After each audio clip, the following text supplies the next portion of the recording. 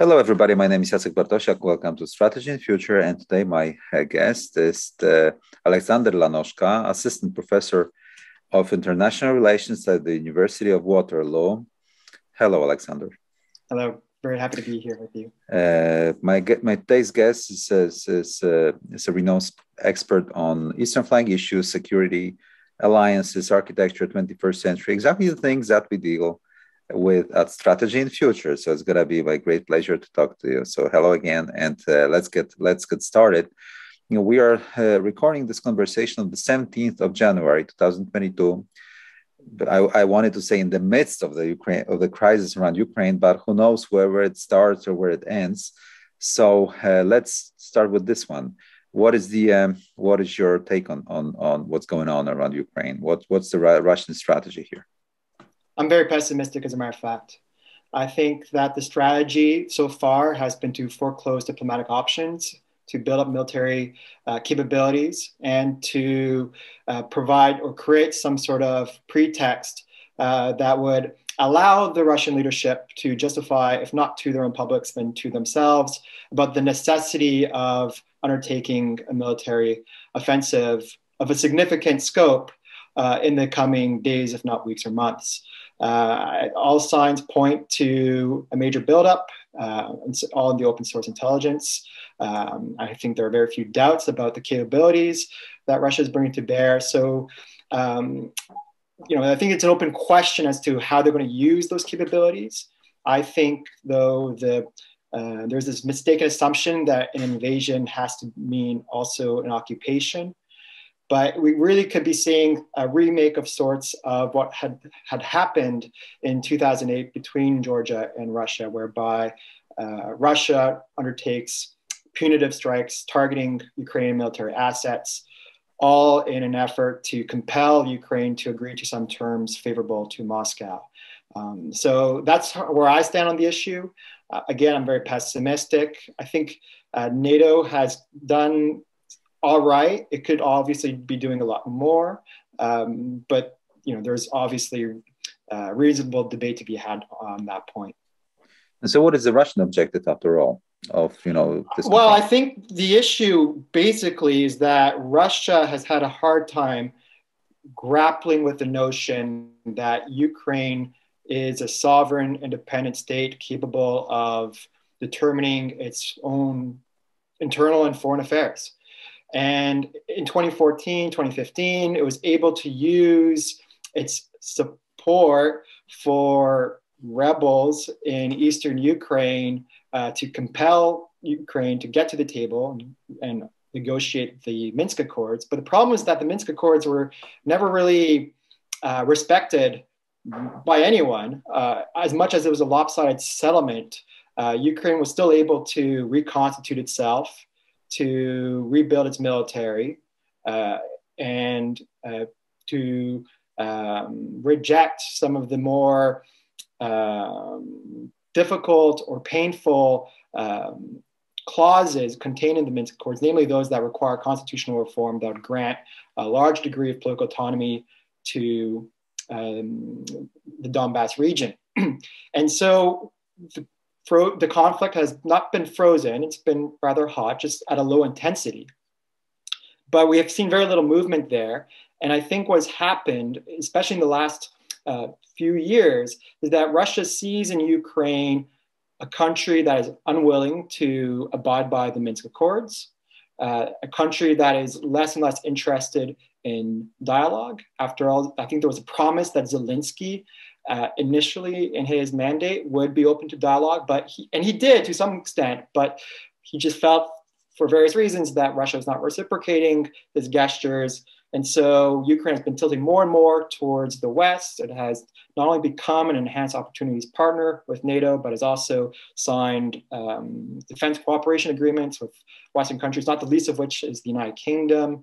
And so for Moscow, there's a sense that we have to do something because, frankly, Ukraine is slipping further and further away. So there's a bit of an irony here, because as much as Russia has built up a very impressive suite of capabilities near Ukraine's border, and that signifies that Russia is very powerful, I think, though, what it means is that Russia is actually unable to exercise influence on Ukraine, and so uses this suite of military capabilities in order to salvage what it can in terms of gaining that influence. Whether that works out, I don't necessarily think so. War is a very poor instrument of foreign policy, and there's a lot of risk and costs involved here. And I think Russia has largely failed, quite frankly, in strategic objectives with Ukraine, but seems to be doubling down rather than learning some of the lessons of the last several years. So in terms of the strategy, I think it's to salvage what it can of this situation, because that window of opportunity is closing. And that is indeed the perception. I don't think it's correct, but I think the leadership in the Kremlin have a fairly distorted view of world affairs anyway. Okay, we just now we're talking about Ukraine being a target of the Russian strategy. We'll talk about how to compel Ukraine and whether compellence by just intimidating is good enough without maneuver warfare. Right. I'll get back to it in a minute. But meanwhile, don't you think that the all this posturing and positioning, political maneuvering, including the military elements of this by Russia, is a messaging towards United States and Europe, and in the sort of the grand strategy to become a stakeholder that is being recognized by the Western powers? So Ukraine is only a token in the game, so to speak. And Russia would like to achieve this goal without military confrontation, which, as you rightly stated, never, you can't predict everything that happens in the course of it. So what is your take on that? So I think the primary issue is Ukraine. I think at the end of the day, it's all about Ukraine's status. That's not to say that there are other issues that are not at stake. I think you're right that Russia has used the military buildup in order to grab the West's attention, and it has gotten that attention, in part because you cannot really ignore a great power like Russia with the nuclear weapons that it has, with the suite of capabilities that it has, building up military forces on Ukraine's border. So I think that's true, what you said. I also, though, would say that that's a secondary benefit. That really, I believe what's going on is that Ukraine is slipping further and further away. Russia's trying to salvage it. And sure, in building up military forces, it can get the West's attention and try to use the opportunity to express its grievances and maybe to extract some concessions. I don't think it's worked out whatsoever in that regard. If anything, NATO, despite the policy disagreements that exist within the alliance, and there are many, including the question of Ukraine's membership within NATO, the alliance so far seems to have presented a rather unified front, at least this has been the case in the last week when we have seen those meetings take place, that I think Russia has somewhat miscalculated. I think it has thought that it could divide NATO within by emphasizing how those countries that have joined the alliance since the NATO-Russia Founding Act of 1997 should be deprived of whatever measures have been put in place by other members of the alliance since then. That's an obvious wedge tactic. It just did not work out. If anything, it just demonstrated that Russia negotiates in bad faith, pursues negotiations in an unserious manner, and frankly has very expansive demands that exceed those that we've seen in European diplomacy in the last 100 years, which is saying quite a bit considering the history of the 20th century. So I think it's somewhat blown up in its face. Yeah, it's true, if I may interrupt. They demanded more than Hitler in Munich agreement, basically. Yeah, it's absolutely true. Hitler actually had fairly limited aims at Munich relative to what was expressed. Of course, there are those who would say that these are but opening bids on the part of Russia, that this is just a negotiating tactic. I don't think that's right. I think, though, if Russia were truly serious about negotiating some sort of new security architecture in Europe, I think it would present more modest proposals and basically work from the bottom up rather than at the highest grand strategic levels in a way that's very frightful to a number of countries whose agreement is absolutely necessary for any sort of NATO initiative in this regard. Yeah, true. But just let me put myself in the devil's shoes. And don't you think that the Russians might think, and that's why they entered those negotiations in such a style, and it turned out to be like a bad beginning to them, is that they were thinking in line with they are taking a look at the numbers at geography, and that they have the upper hand, that the balance of power has changed. They have the military power, and there is no military power that would deter them from invading Ukraine or changing the structure of the system in Central and Eastern Europe. So they need to have a deal. And they were shocked that the West didn't recognize this factual status. And right. Comments from the Russian press and commentators suggest this, that the West simply didn't comprehend the balance of power. And now it has to be proven, on the ground. Don't you think that we have a right at this sort of a crossroads? So that presumes that's all about the balance of power, right? That might be the case. I think most observers would agree that in Central Eastern Europe, the balance of power heavily favors Russia. That's indisputable. Of course, we can ask questions about the feasibility of Russia undertaking military operations against parts of NATO. There are reasonable debates to be had there.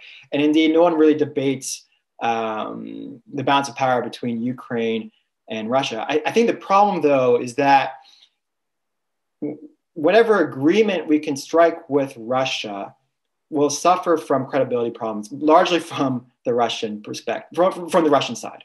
That is to say that there's no assurance that we can have here in the West that Russia would abide by any agreement that we sign today. And it's not because they're going to have a surge in capabilities in the near term that will allow them to cheat in the future. We're going to just look at the historical record and see what has happened in previous agreements, be it the Budapest Memorandum, the INF Treaty, and so forth. So from the West perspective, it may be indeed the case that the military balance heavily skews in favor of Russia, but that's no reason to submit to major demands, especially if you have a sneaking suspicion, rightly grounded in a historical understanding, that Russia will simply renege on these promises and demand more. And I think that was the issue with the question of NATO membership. For reasons pertaining to various disagreements in certain NATO capitals, Ukraine is not going to be a member of NATO. But as much as there's this practical element of saying, well, we should make an announcement that Ukraine should not join NATO, and that will help diffuse the crisis. I think the rejoinder to that perspective is quite simply that Russia will simply pocket that declaration and then make new demands about other forms of integration that Ukraine might pursue into the Euro-Atlantic space. It could concern the European Union or whatever else. And indeed, Russia's demands about Ukraine are actually far in excess of the question of NATO membership. So there is an inherent commitment problem on the part of Russia to abide by any sort of agreement. So as much as the military balance favors Russia, that to me does not imply that we should agree to the terms put forward by Russia, even a more modest version of those terms than that which had been presented in the last few months. But what to do then, just even understanding what you're saying, and because the Russians, let's assume that they made this bluff. This bluff was called, and now either they will retreat in sort of defeat, or they need to prove they are right. We have arrived at this moment. And given that, they have no financial power and technology power, innovation power, all those things, the only thing is that they are new generation warfare, that they can instill this instability. And what would you do if you were in Putin's shoes now? He's backed himself into a corner, quite frankly. Mm-hmm. And I would suspect that he would actually engage in some sort of military action. I don't want to assign probabilities, but I'm relatively pessimistic that he will do so. If I were him, I would do a lot of things differently.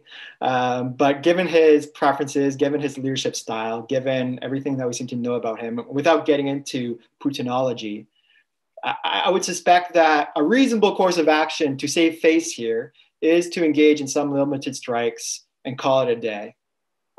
Whether that actually happens, I don't know. But this is a dangerous moment. It's dangerous even for Russia, for that matter, and precisely because he's backed himself into that corner. So let's costly, it's risky, and if it escalates as he threatens to do so, it might take a course that he himself might not be able to anticipate. That's why I would invoke the 2008 Georgia-Russia example, because that's the more limited conflict, whereby they had limited aims, they acted on them, and they pulled back as soon as they achieved them. I think that's the best case scenario for the West, or even for Ukraine, considering all that's been happening. If military force, of course, is being used. So let's focus now on this aspect that the Russians are making a move. So what do you judge from their, maneuvering positions, reinforcements, the positions that they take in the deployments? What do you make out of it? And the second question pertaining to that is, the major theory of war, compellence, is rarely done by simply airstrikes or some sort of the strike reconnaissance system against a country like Ukraine. Mm-hmm. So you need to have some sort of the invasion, some sort of the compellence by presence, by showing strength and being capable of even removing you from the position or even from the position of power. Mm-hmm. So how would you react to what I just said? For one, I think we should not argue that Putin is risk averse. He's a risky man. There's no other European leader who takes these sorts of risks. So we have to judge him appropriately. For another, I think Russia is working on this theory that compellence works or could work here. And to some extent, it has some reasonable basis for thinking so. It has engaged in Syria and achieved its aims there. And to some extent, it engaged in hostilities in Georgia in 2008 and achieved some of its aims there. However, the record of compellence in international relations is very negative in the sense that most cases are characterized by compellence failure, in part because Russia, in this case, is touching on Ukraine's own red lines.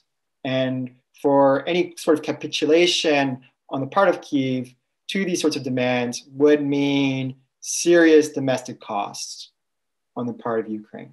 So Ukrainian leaders have every incentive not to submit. And again, precisely because of the commitment problems that we discussed already, there's this worry that if you submit now, then you're only going to open yourself up to more and more demands in the future. So, like I said, I'm pessimistic because these are all factors that point to failure in negotiations or bargaining, as it were. And if bargaining fails, then actors might feel like they have no other recourse but to go to war. Or in this case, since war is already happening, to further escalate the military situation by undertaking new military operations. So I think in the West, our response should be, unfortunately, belatedly, to come to a more realistic assessment of Russia, that it is much more risk acceptant than common understandings tend to have you believe, that this leadership in the Kremlin has a high pain threshold, much higher than we like to admit, that's willing to incur the costs and risks associated with military action, notwithstanding the threats of sanctions that we can inflict or what have you. So I think the takeaway should be greater sobriety in the conversation about Russia. Of course, for viewers in Poland, that's not going to be interesting or novel. but for countries like Germany or even France, I think there's a moment here for a greater appreciation of the threat, one that unfortunately did not arise as it should have in 2014 or in 2015 when these things really began to boil over, to say nothing of 2008 and other instances.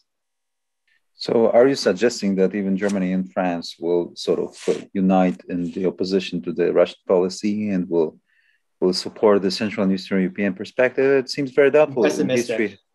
Yeah, no. It has never happened. It should be that moment. It should be that moment, right? No, but even just today, I believe it was the defense minister who said that there'll be no arms transfers to Ukraine because of their historical record, which is absolutely an amazing statement if you consider that Germany has sold weapons to Israel in the Cold War and to participants in the Yemen and Libyan conflicts.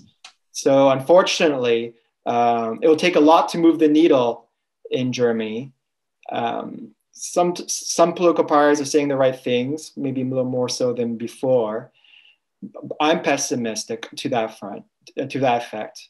But even in fairness to Macron in France, it seems like he has shown an understanding now that any sort of engagement with Russia needs to take into account the perspectives of those countries on the eastern flank.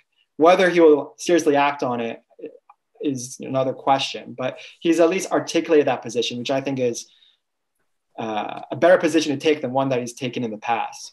So there might be some movement still, but unfortunately, these attitudes in post-Cold War Germany are very difficult to change. And it's ironic because Germany in the Cold War is actually a fairly decent ally in the United States. It actually had a very large tank force, had a fairly strong military, and acted on the front line as one would like, despite whatever complaints Congress might have had still. But there is unfortunately a disconnect in Germany that I think is very hard to overcome. But it may just be the case that if there are renewed hostilities in eastern Ukraine, that could move the needle. But again, as you know, things go glacially in that particular national context. That is true. So, building on what you have just said, what would be the end result after this showdown, let's say in 1 year? Let's make the prediction, or I guess, guesswork here. If I were to make a prediction, I would say something that we saw somewhat in the late 1960s, best case scenario, whereby we more or less agree tacitly that there's a new division in Europe, frankly, that deterrence will have pride in place, that European countries will seriously invest in it, not those in the eastern flank, because I think they've already made serious investments, although, of course, some countries could be more serious and they could not do things like buy legacy weapons and so forth, or prestige weapons, but we can talk about that later. But there could be more of a concerted effort on the whole towards investing in deterrence measures, while opening the door for dialogue, but in a very limited manner. And I have, of course, NATO policy in the late 60s in mind, where there was this recognition that the Iron Curtain was fairly firm, that Europe was divided, that there was this sense that both sides would be fairly militarized, and there'll be some dialogue on issues of mutual concern. That, I think, is the best case scenario. That's where I see things headed. What that means for Ukraine itself, I don't know. Exactly. Where will be the boundary of this question of those two worlds? Where will be Ukraine? Will be the boundary of those two worlds? The Buk River between Poland and Belarus. What will be? I think it will be within Ukraine, quite frankly. Within, yeah. Within, right. What about? The mistake that NATO can make is to throw Ukraine under the bus, and I think there's this underappreciation in Western circles as to the value of Ukraine for European security. I think there's this view that's not necessarily dominant in the United States, but certainly one that has received much more airtime than before, to the effect that the United States has only peripheral interests, if any peripheral interests, in Ukraine. I think that's a mistaken view. I think given that Russia has alienated Ukraine so much since 2013, 2014, given the potential of Ukraine to be a sort of fleet in being, Ukraine can pose a major constraint on Russian foreign policy. And that rebounds to America's benefit, because it does not serve American interests if Russia keeps doing these sorts of things that require its attention. It wants to focus on the Indo-Pacific. But if you have, like I said, a fleet in being present in East Central Europe that can really hold at bay the United States, Russia, then the United States might feel more comfortable or more at ease, or has greater freedom of maneuver with regards to the Indo-Pacific. Right now, the Biden administration seems to be entirely preoccupied with Europe. And as you may recall, in the first 10 months of the Biden administration, it's China, China, China, and Europe barely registered. That's not good for the United States. And I think it flows from that assumption, mistaken as it is, that Ukraine represents a peripheral issue. I think a strong Ukraine that is able to exercise defense and deterrence vis-a-vis Russia can work to NATO's benefit as well as to the United States' benefit. Hmm. But what are you assuming that, after all this showdown, the Atlantic world will be united again? Because, there were some already cracks between continental powers of Europe and the English-speaking nations. And the Russians are trying to exploit it, and the Chinese as well. So, it's at the end of the day, it's part of Eurasia. We have the rise of China and all this. And Russia, and now you are having the sort of alliance, or at least a formal accords between Russia and China, as opposed to Japan and Germany during the Second World War. They are neighboring, and they constitute quite a bulk of the Eurasian landmass. And so they act along the internal lines of communication. They feel military power of sort.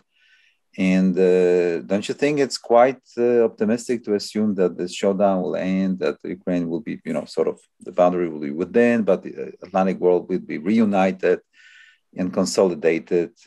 I see no symptoms of that. Could you elaborate? That is the best case scenario, to be sure. Mm-hmm. And for some people, that's still a terrible case. But for me, I think that is the best case scenario, precisely because there are those disagreements within the alliance. Alexander, if I may also interrupt, I'm sorry. Even look, from the Polish perspective, I'm sitting in Warsaw when I'm talking to you now. Even given this best case scenario that you have described, Poland is at the forward observation post of the world ocean, power, facing the great continental threats, from Shanghai to Brest, huge landmass of threat, competing and waging new generation warfare. So for Poland, it's a very vulnerable position, isn't it? So, even in the best case scenario of yours.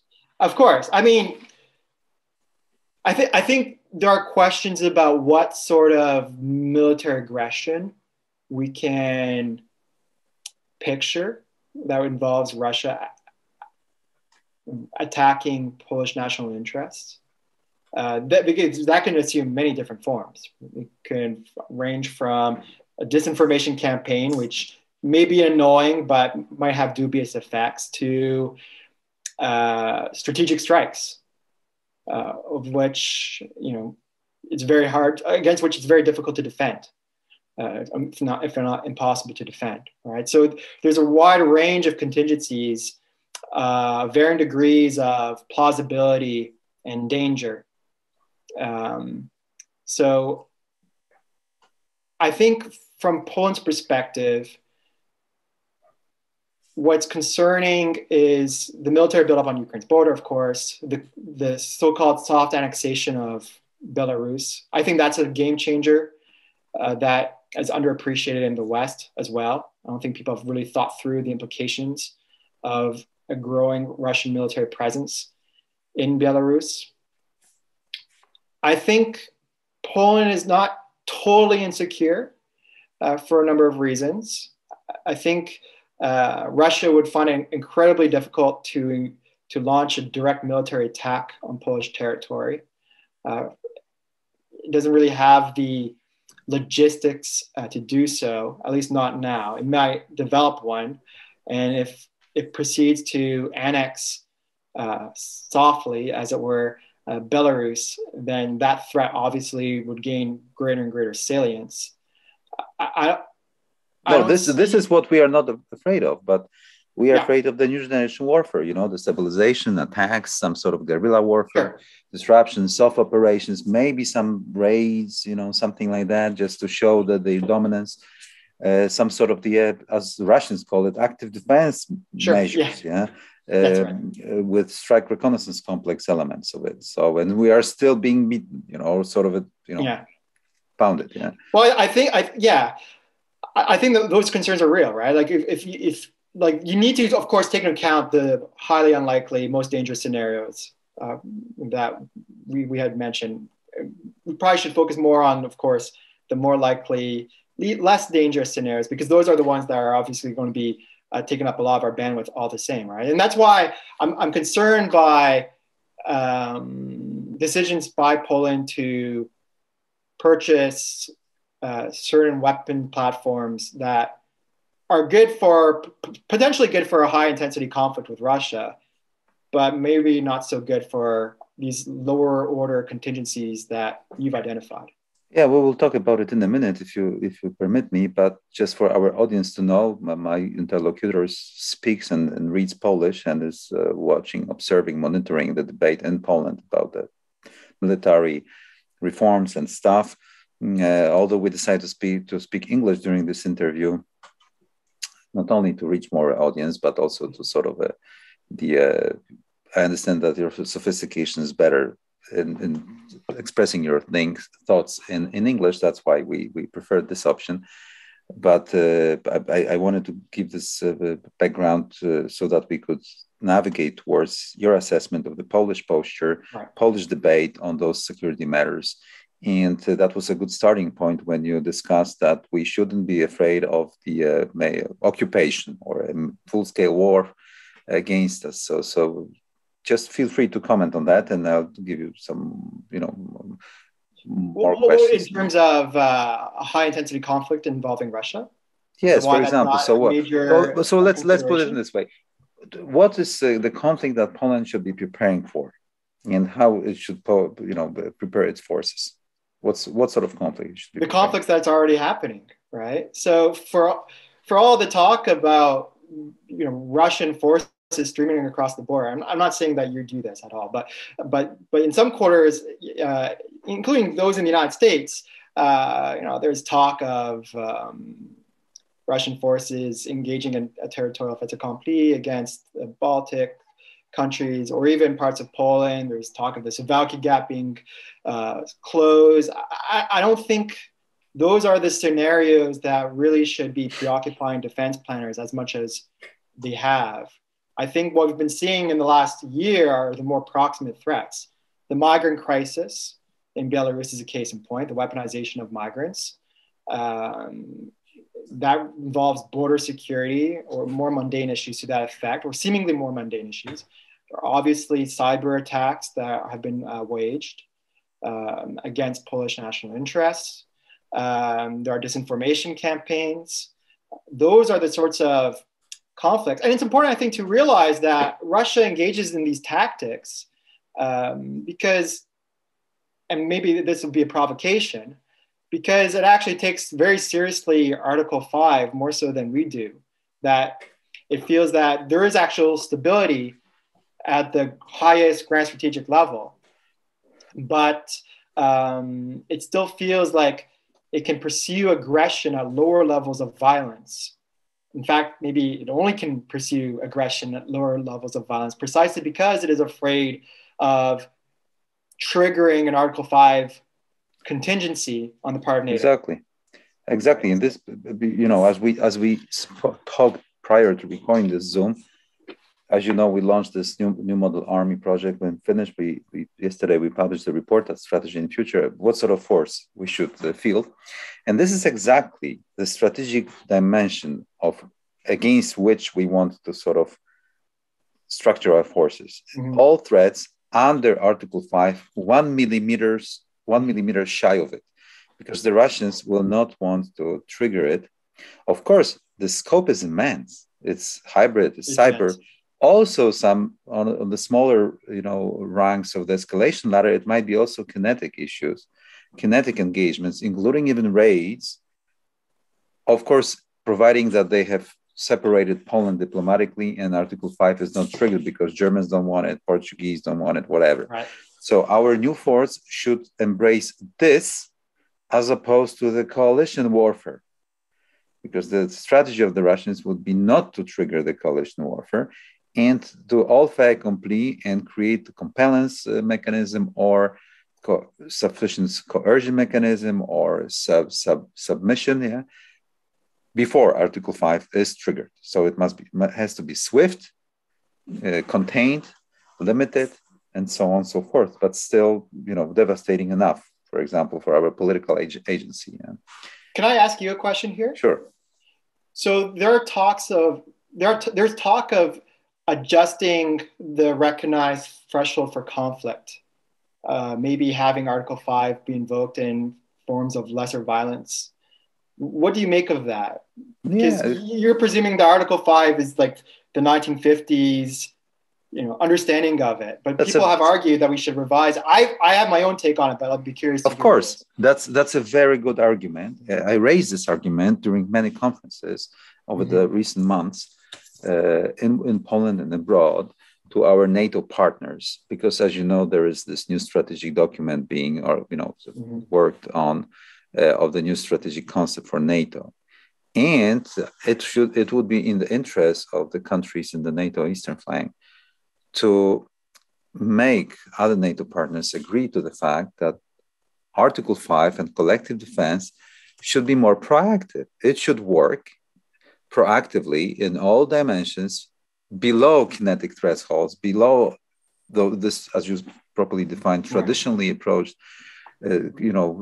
defensive measures in Article 5, because otherwise the Russians are beautifully, using Trump's word, beautifully exploiting all the benefits of imposing their will, their agency, up to triggering Article 5, slowly thinning out the resolve and capabilities, so that the Germans never decide to use trigger Article 5, while the Russians are already a stakeholder in the security of Europe because they've done everything to show that they can do whatever they want under Article 5, which is good enough for their grand strategy. And that is against the interests of the NATO Eastern flank countries, and they are being destabilized, etc. Right. And the Russians are back in the game, and the Russians were not supposed to be back in the game of the European balancing system. So, but the reaction of the floors, the reaction of other panelists, especially from Germany and the Western countries, they were shocked, they were alarmed, they didn't want to hear that, because this is exactly what makes the Russian be out of the balancing system, and some of them want Russia to be within the system, right, in Europe for many reasons: gas, natural gas, trade, anti-Turkish alliance, you name it. Right. No, I have my own issues with trying to adjust the conflict threshold downwards. Not because I think it's inherently a bad idea. I just don't think it solves the problem that it intends to solve, precisely for the reasons that you suggest. So suppose that there is a cyber attack against Estonian institutions of the sort that we saw, in fact, in 2007, right? And suppose we've already beforehand indicated that that would perhaps constitute, or some scenario like that would constitute an Article 5 situation. But then we're kind of running up against the same problem whereby Article 5 does not guarantee any sort of alliance response. It just merely states that an attack against one is an attack against all. And so if Estonia tries to trigger Article 5 or use this attack to incite other NATO members to rally to its cause, then the sorts of alliance disagreements are going to come out in the open again. And so Estonia actually is somewhat worse off, because then it sees plainly how little support it might be getting, and that it is more or less back to where it started in terms of where it fits within the larger alliance. I think ideally you would have partners within the alliance who share the same threat assessments, prioritize the same threats, have capabilities to bear. But that's just not NATO these days. And so I'm not sure if adjusting up or down the conflict threshold that would precipitate Article 5 would really help matters. It could actually engender more fears of abandonment than that which has previously existed, because then you create the expectations that, well, if there's going to be a cyber attack of that sort, then allies would rush to their support. But that probably will not happen, precisely because of all these internal disagreements that you encountered at those panels where you presented those sorts of ideas. Yeah, exactly. So so coming back to my question, what do you think? What should if you're Estonia or Poland for that matter, and then you should deduce that you need to do as much as you can on your own right. On our own, yeah, exactly. Right. I mean, rationally, you should never, ever, ever entrust the totality of your security to others. That's just a fact of life with respect to alliance politics. And that's what makes military alliances so quirky, because these are organizations that, frankly, are oftentimes dysfunctional for this very reason, right? Because they rely on trust for them to operate. But rationally, there's no good reason to entrust your security to others. So I think the best thing you can do to square the circle, rather, is to build up those capabilities that you feel are most appropriate given the threat assessments that you have, in such a way that does not necessarily alarm your allies. Like, don't build nuclear weapons, for instance. Sure. That's probably not a good thing in most cases. But build capabilities enough to build a sense of resilience so that you can handle, to some extent, the aggression of a partner. In other words, to build up deterrence by denial capabilities, whether it is in the cyber domain or...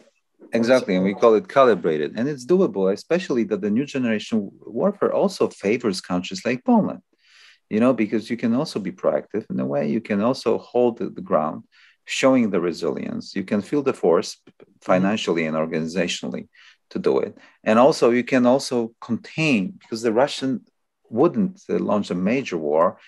First, they don't have capacity and capability to do so, logistically, primarily. And also that would break their grand strategy of being a stakeholder in the European system of balance, right? For example, by scaring the Germans, right? And creating really then the security dilemma for the Germans. So we can manipulate the Russian perception. We can manipulate the Russian strategy. We can kill the Russian strategy, as Zunze properly stated, but really need to feel the force that is flexible enough and resilient enough in the opening days of the conflict without the help of the allies. I would even risk to state that would help the United States to really balance the Eurasian affairs. If they have the ally that is competent on the western edges of Eurasia facing Russian threat, the Americans could really focus more on the Western Pacific by providing maybe some high-end capabilities and nuclear umbrella, just to make sure that nothing structurally big would erupt in Europe, right? That would be good enough for US, wouldn't it? What do you think? It's actually somewhat of a tricky issue, right? Because it should be good enough, right? The problem is that some leaders might balk at this sort of strategy because they would say, okay, if we develop capabilities that are robust enough such that we can hold our own, then the United States might feel that we don't need them as much anymore. And that if they feel that way, they're going to disengage even more. That will give them a license to turn elsewhere. I'm not saying that's a view that's accurate. Alexander, I think the counterpoint, obviously, is that the United States might be more willing to help an ally that actually helps itself. I wouldn't agree to that, with all due respect, not because the United States wouldn't like or wouldn't. it's about, without presence in Europe, United States is not the world ocean power, global power, as simple as it gets. Of course, the challenge is much bigger in the Pacific now. But without being present in Europe, United States is not a global power. So it's not about intentions or the willingness or goodwill or badwill. Right. It's about necessity. So if the United States decides to withdraw anyway, that would simply mean nothing else as just the United States decide not to be a global power. It wouldn't, might be judged as a pretext that we push them out. No, that wouldn't happen. That would happen only because the financial resources, I know, they shorten the front. No, I think that's right. But I think there are leaders, however, who do believe that if they do these things, then they're going to push the United States out. Maybe not in the near term, but eventually. No. Right? Yeah, I don't think that's not my view. I'm just saying this is a view that some leaders take. And some leaders take a different view where they feel like, well, if they buy certain things, then they get more of a commitment. In Taiwan, I've seen this debate all the time. If you buy F-35s, then that's a backdoor way of getting the U.S. commitment. And I think as you see, because the Taiwanese are buying stupid things, there is a growing debate in the U.S. that maybe Taiwan is undefendable, indefensible, right? Because of that, right? Because they don't deliver their own, sort of weight. The Taiwanese don't deliver as they should, right? So, and the situation is different. The U.S.-China is quite a much bigger problem for the U.S. than the Russian thing. So it's enough to contain. The Russian GDP is not huge. Poland's GDP is only one third of the Russian. So, I mean, Russia is not 10 feet tall, right? It's absolutely not. Exactly. And it has a very precise grand strategy. Simply, you need to defeat their strategy. Yeah. At the end of the day, United States may be in Europe, may be out of Europe, and Poland, Germany will stay put, right? So we can't redeploy, right, somewhere else. I don't think the United States is going to be getting out of Europe anytime soon. Although I think there's a question of the scale of the deployments and where they're located. But in terms of its actual presence, I suspect it's going to stay for the long haul, however that means. Yeah, just, we could, of course, talk more about this particular thing, but theoretically speaking, if you just make a deal with the Americans that the only thing they need to deliver is, of course, the nuclear umbrella and the Air Force that would show presence like within 2 or 3 days of the start of the conflict, that would be a good deal for the US, right? Because they would have flexibility of the offshore balancer, right? And still they would have the agency in European affairs. So that'd be a good deal in this new era of great power competition for the US. Yeah, it might be a good deal, but nuclear deterrence is really hard to do. And all signs point to the United States not doing nuclear deterrence very well, especially in the extended in the extended. Of course, Alexander, but that pushes Poland even more into fielding our own competent force. Right. No, of course. No, I agree with you. Right. The takeaway, frankly, is that you should hope for the best, but plan for the maybe not necessarily for the worst, but for something that is much more proximate. Much more likely, but still dangerous. Just I owe to the audience the following. Alexander, my guest today, wrote a book that is going to be published any day now, right? About the format supply chains permitting. Military Alliance in the 21st Century. I hope that's exactly the title, right? And it's about to be published, right?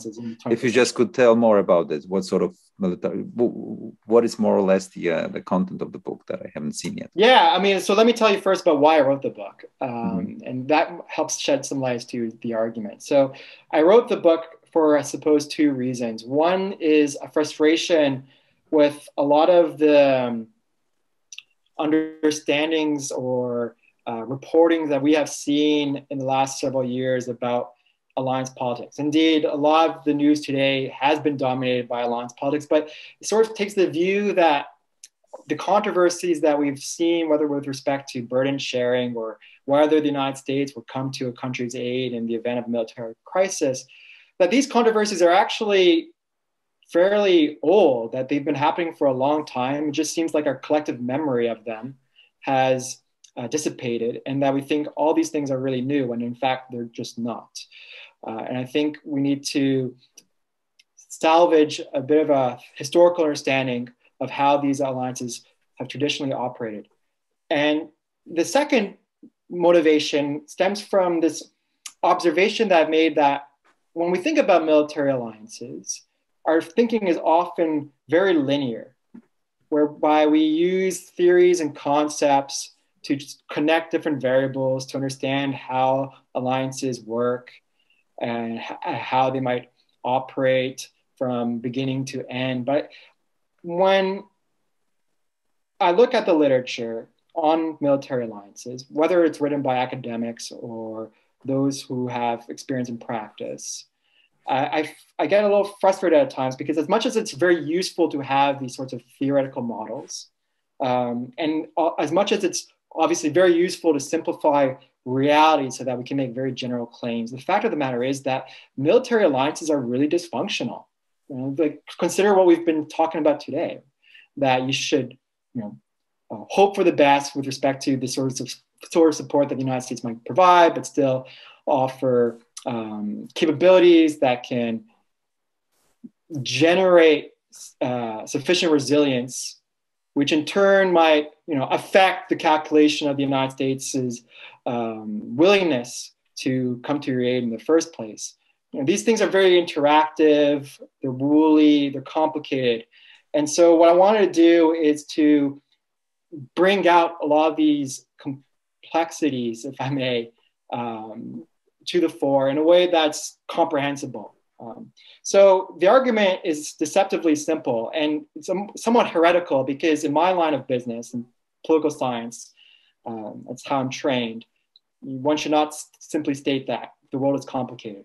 Of course, we all know that. But I do want to make a point that alliances do not make sense, and they're not supposed to make sense, that they're oftentimes very much paradoxical, that they're difficult to manage, even by the most well-intentioned leaders, precisely because of the issues that military alliances have to address. And that so many of the outcomes that we care about with respect to military alliances, whether it's with respect to burden sharing controversies or decisions to go to war, they tend to be very multifaceted. There's no one variable or set of variables that can explain systematically or predict systematically what you can expect. So I think this helps us understand not just the stakes involved, but also to have a more sober assessment of when we read the news, because we can be very much caught off guard by certain things that are happening. But if we take a more nuanced perspective and understand, well, alliances are supposed to be dysfunctional. Like, no one's happy in an alliance. You're not supposed to be happy in an alliance. If you're happy in an alliance, you're doing something wrong. I think that could spare us some of the sorts of commentaries that we have seen in the last 5 years. That's kind of like apoplectic and hysterical, if I may, right? I think we need to take a longer, deeper view of how these alliances operate, and then see, well, actually, yeah, NATO is dysfunctional, and guess what? It always was, and it always will be, and that's just the name of the game. Yeah, it's it all stems from asymmetries, like in life, like in our relationships and stuff. Asymmetries of burden, commitment, and capabilities, and it's always on the move. So, for example, the debate in Poland. Sure, NATO is great. We love NATO. NATO is protecting us. We love it. 100% people. And you know why? Because we import security from NATO, and basically we don't pay a dime for it. Yeah? Once we would have to pay a dime for it in terms of us exporting security to the Baltic states, that might be changing. For example, let's assume that the Ukraine has an alliance with Poland. And suddenly this equation changes, because suddenly we are at threat of war with Russia over the Donbass, so to speak, right? And we need to export security to Ukraine with nothing in exchange. Maybe the Russians will be bogged down there. So I can imagine what the Americans are feeling, that they export security to all places in Eurasia. Of course, they get benefits for that, and the world system is operating under this, but still, you need to sort of control it, manipulate all those mechanisms all the time, dynamic asymmetries. Yeah. But what's interesting is that, so that example that you've just mentioned alludes to what we call the alliance dilemma, right? So if you have a broad commitment to an ally, that ally might feel sufficiently bold that it's going to undertake aggressive policies that might not otherwise take. But if you narrow down that same commitment, then that ally who benefits from it is going to fear abandonment, right? That's the dilemma. But really, and this is one of the arguments that I make in the book, states have different tools for addressing these dilemmas. They're not as intractable as we might think them to be. For one, you might just choose not to even have an alliance with a country that poses those sorts of risks. So for another, in not providing an alliance, you could still resort to other tools of support, maybe arms transfers of a certain variety. But if you do decide on having an alliance, you can write down the alliance commitment in such a way that gives you some room for maneuver. You can provide conditions. You can make the language very precise or not. You still have, regardless, some leeway, because at the end of the day, an alliance exists within an anarchic security environment where no one's really going to truly hold you to account. And so the dilemmas are not, and even with respect to providing assurance, you can still do things that can signify commitment while minimizing the risk of entrapment, like having a permanent military presence that has eyes on the ground to watch out for wayward actions on the part of the host government. So the dilemma is not as intractable, right? And that's an important point, because I think the alliance dilemma has framed so many of our debates on military alliances. And it's true that leaders do worry about these things a lot. I don't mean to imply that they don't worry about abandonment or entrapment. They do, but these theories are somewhat constant. What varies is that in some cases they actually do rise to a level of intensity whereby abandonment fears could trigger certain undesirable actions, or entrapment fears are real. But on the whole, leaders or states have been able to manage these dilemmas all the same. Yeah. Before we end, before we our conversation, you mentioned you have had a chance to take a look at our new model army Nowego Wzoru concept. Have you had any comments or just managed to read anything through it, or just maybe you want to ask any questions? No, I mean, so as I said, I think the underlying premise is a good one, because you don't want to lean too far into an alliance. NATO is obviously very good for Poland. I think it's obvious, at least. Maybe there are some who disagree with me, but I think on balance, it is absolutely a net positive. And yet, I think, though, that there are serious questions about the commitment of certain members. I don't necessarily think the United States is the problem. I think it's other countries that are much closer to Poland that pose a bigger issue. And so that ricochets back to what the United States might think of Europe in general. But nevertheless, with that said, I think it is wise to think about what sort of capabilities are important for developing the resilience that the country needs in light of the most likely or even fairly dangerous scenarios that are plausible. And I do worry that Poland has been pursuing the wrong things. I think it spends way too much money on US products. I think it's good to have some of those products. I'm not against arms transfers from the United States in total, not at all. But I do question the decision to get F-35s considering the price tag, especially with inflation being what it is right now in Poland, and considering that only a handful of systems consume more than 50% of the defense budget. That's a problem. That's not good for the United States. And unfortunately, I think the United States tries to have it both ways and wants countries to spend lots on their militaries, but also sells a lot. And so you get into these situations like Taiwan, where, yeah, American leaders do complain about Taiwan getting the wrong things, but guess who sells them those wrong things? The United States. I think one has to be much more independently minded to a certain extent, right? Sure. You don't want to go rogue, obviously. Things like things that involve nuclear weapons or any counter value weapons, obviously can raise certain red flags, right? And to some extent. But what do you think about the battle network or the situation awareness system? For example, what do you think about the indigenous situational awareness systems that create the battle network? No, I think those are, anything that improves situational awareness is good, right? But, the price tag has to be reasonable. Because at the end of the day, there are opportunity costs, right? And then my main complaint with the F-35, not necessarily that the F-35 is ill-suited for Poland's defense needs.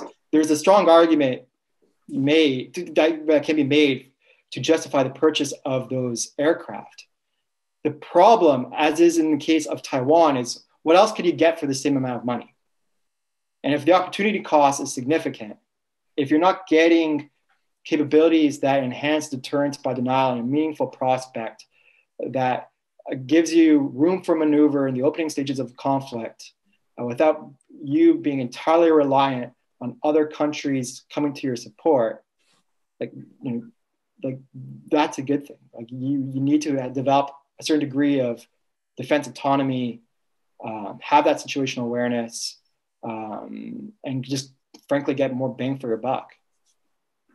I know that there's a certain prestige with these weapons, and sometimes military establishments gravitate towards them. But it's not the right thing.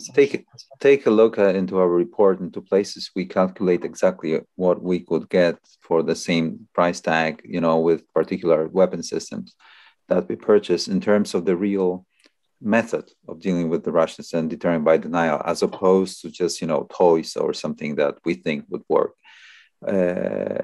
I think Poland's problem is that it's not too big, but not too small, right? Because if you're in a Baltic country, there's no way you can even dream of getting an F-35, right? Like if you're Estonia, you have to be very sensible and very well grounded in what sort of procurement strategy you're pursuing, right?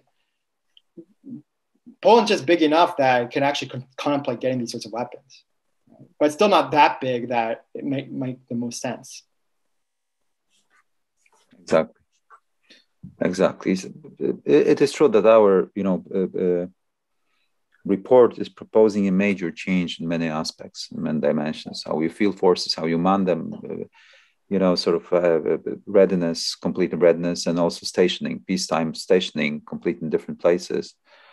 Including also some elements of that would undermine the Russian conviction of the dominance and escalation application, so to speak, or some sort of So we were seeking the method, not the factors, the method of dealing with it. So as to exploit asymmetries in terms of time, deployments, numbers, even capabilities, terrain, strategic objectives. It's always about equations on the battlefield, right? And exploiting the emerging asymmetries. And this is exactly, if we define battlefield as something more broad now today in terms of other domains and the information domain as well, then you can really deter by denial, in our opinion. And actually, you don't need to go bankrupt to do it, right?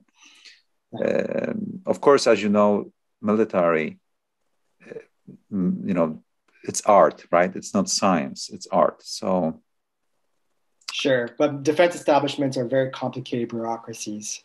Yeah. And they're very So, difficult to reform and to change. yeah. Okay, Alexander. Nice. It has been nice talking to you. Just we hope maybe we'll repeat our sessions rather sooner than later, if you concur. I would be very happy to come back. Thank you Yeah. so much for this conversation. Yeah. Our guest was Alexander Lanoszka. We discussed the Central and Eastern European affairs and security situation in Europe nowadays. My name is Jacek Bartosiak. Stay with us at Strategy and Future. Thank you very much, Alexander. Thank you.